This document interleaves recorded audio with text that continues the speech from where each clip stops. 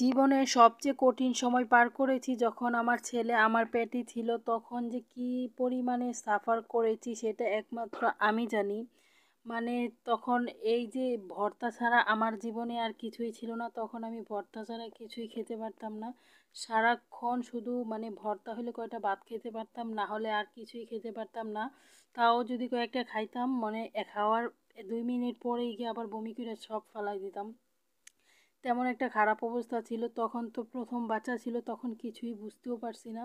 আর কেউ আমাকে বুঝাইয়াও দেয় না। তো এখন তো বুঝতে পারি যে বমি হইলে বমির ট্যাবলেট আছে।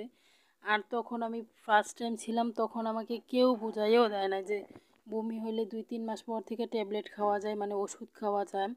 তখন আমি এটা বুঝছিও না আর খাইছিও না। এখন আমি সবই বুঝি, কিন্তু ওই সময়গুলোর কথা মনে পড়লে আমার অনেক খারাপ লাগে।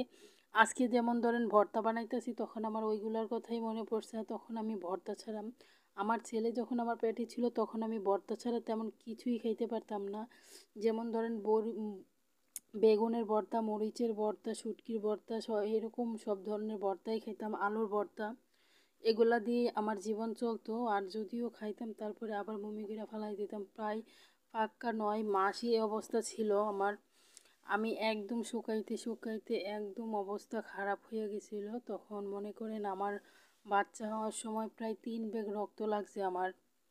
শরীর আমার এতটা বেশি দুর্বল হয়ে গেছিলো, জাস্ট কিছুই করার নাই। প্রথম বাচ্চা, কেউ বোঝাইছেও না, নিজেও বুঝছি না, এইটুকুই।